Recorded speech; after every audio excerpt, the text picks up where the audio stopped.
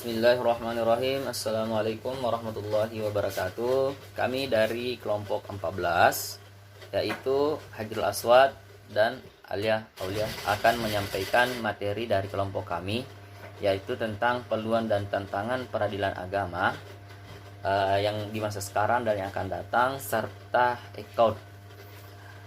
Baik, sebagaimana yang kita ketahui bersama, peradilan agama itu dari masa ke masa semakin berkembang.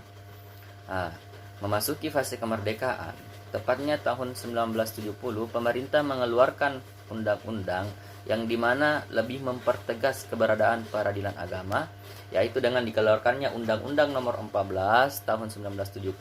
Dalam pasal 10 disebutkan bahwa ada 4 lingkungan peradilan di Indonesia, yaitu peradilan umum, peradilan agama, peradilan militer, dan peradilan tata usaha.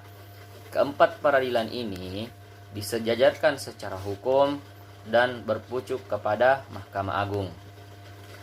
Penguatan peradilan agama semakin mendorong kelembagaan peradilan agama untuk menjadi satu atap di bawah naungan MA.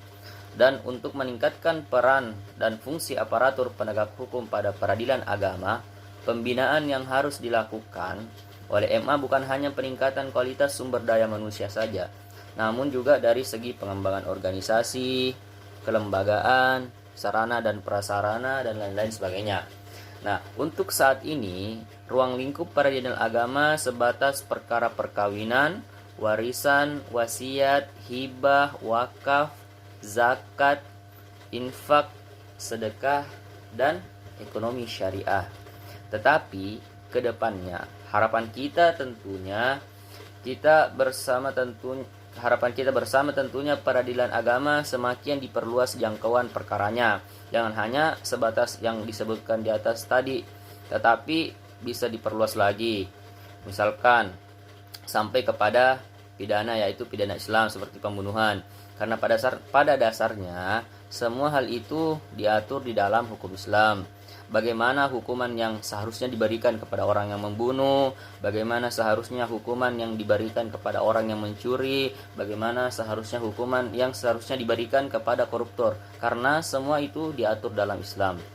Tetapi sebelum lebih luas kepada hal-hal tersebut, tentunya SDM dari hakim ataukah orang-orang yang dalam lingkup peradilan agama harus ditingkatkan. Begitupun sarana dan prasarana yang harus pula ditingkatkan. Jadi pemerintah harus betul-betul memperhatikan peradilan agama ini. Jangan sampai hanya peradilan umum yang diperhatikan, sehingga pengadilan agama yang notabene-nya sangat penting ini terlupakan. Kemudian yang selanjutnya akan dilanjutkan oleh teman sekelompok saya, yaitu Alia. Assalamualaikum warahmatullahi wabarakatuh. Di sini saya akan menjelaskan materi mengenai layanan administrasi perkara dan persidangan di pengadilan secara online. Dengan terbitnya Peraturan Mahkamah Agung 1 tahun 2019, sistem peradilan elektronik atau yang disebut dengan e-court di pengadilan bertujuan untuk meningkatkan pelayanan menerima pendaftaran perkara secara online, di mana para pencari keadilan akan menghemat waktu dan biaya saat melakukan pendaftaran perkara. Nah, di sini sistem e-court meliputi filing atau pendaftaran, e-payment atau pembayaran, e-summons atau pemanggilan, e-litigation atau persidangan. Kemudian yang dimaksud dengan e-filing di sini yakni pendaftaran perkara.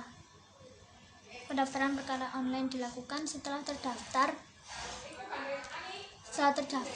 sebagai pengguna terdaftar dengan memilih pengadilan negeri, pengadilan agama, atau pengadilan lainnya yang sudah aktif melakukan pelayanan e-court. Nah, semua berkas pendaftaran dikirim secara elektronik melalui aplikasi e-court Mahkamah Agung. Kemudian e-payment atau pembayaran. Yang dimaksud di sini yaitu untuk mendukung program e-court, Mahkamah Agung bekerjasama dengan bank pemerintah untuk pembayaran biaya panjar perkara. Dalam hal ini, bank yang telah ditunjuk untuk melayani sistem peradilan menyediakan nomor pembayaran sebagai sarana pembayaran kepada pengadilan tempat mendaftar perkara. Di sini yang dimaksud dengan biaya panjar yaitu biaya yang harus dibayarkan oleh penggugat ketika mengajukan gugatan ke pengadilan negeri.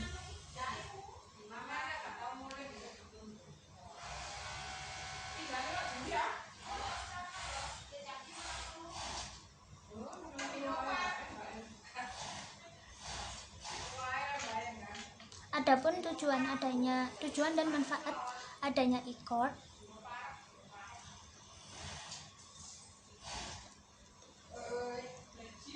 yakni mampu meningkatkan pelayanan dalam fungsinya menerima pendaftaran perkara secara online, di mana akan menghemat waktu dan biaya saat melakukan pendaftaran perkara. Manfaat e-court yakni yang dilakukan secara online mampu menghemat waktu dan biaya dalam proses pendaftaran perkara. Pembayaran biaya panjar yang dapat dilakukan dalam multi channel atau dari berbagai metode pembayaran dan bank. Dokumen terarsip secara baik dan dapat diakses dari berbagai lokasi dan media. Kemudian proses temu kembali data yang lebih cepat.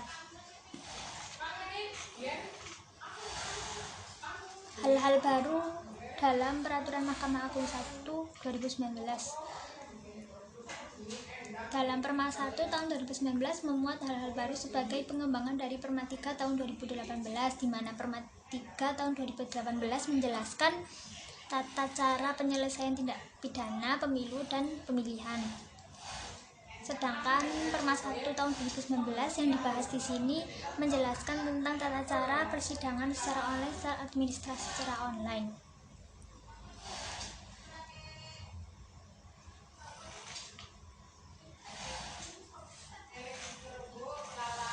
Kemudian ada istilah penting. Istilah-istilah penting di sini ada sistem informasi pengadilan, yakni seluruh sistem informasi yang disediakan oleh Mahkamah Agung untuk memberikan pelayanan mengenai perkara dan persidangan secara online.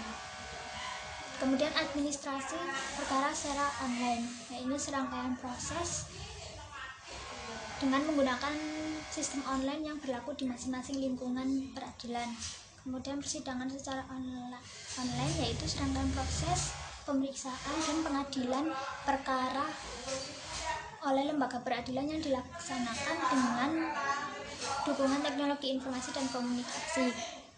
Pengguna terdaftar adalah advokat yang memenuhi syarat sebagai pengguna sistem informasi pengadilan dengan hak dan kewajiban yang diatur oleh Mahkamah Agung. Pengguna lain adalah subjek hukum selain advokat yang memenuhi syarat untuk menggunakan sistem informasi pengadilan dengan hak dan kewajiban yang diatur oleh Mahkamah Agung. Dokumen elektronik adalah dokumen terkait persidangan yang diterima, disimpan, dan dikelola di sistem informasi pengadilan. Domisili elektronik adalah domisili para pihak berupa alamat surat elektronik yang telah terverifikasi.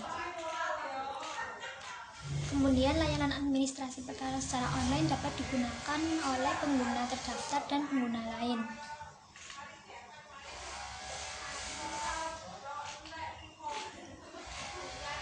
Persidangan secara online atau secara elektronik, ini hakim atau ketua hakim dapat memberikan penjelasan tentang hak dan kewajiban para pihak terkait persidangan secara elektronik pada sidang pertama yang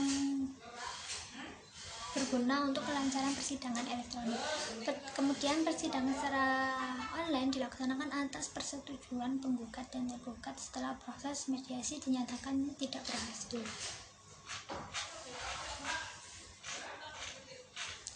Kemudian upaya hukum secara elektronik. Adapun upaya hukum secara online ini, pendaftaran upaya hukum dapat dilakukan melalui sistem informasi pengadilan. Terus pendaftaran meliputi upaya hukum banding, kasasi, peninjauan kembali, pembayaran biaya yang diperlukan, dan penyampaian dokumen elektronik. Dalam hal pendaftaran, upaya hukum dilakukan secara elektronik.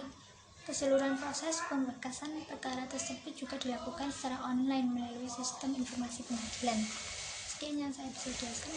Wassalamualaikum warahmatullahi wabarakatuh.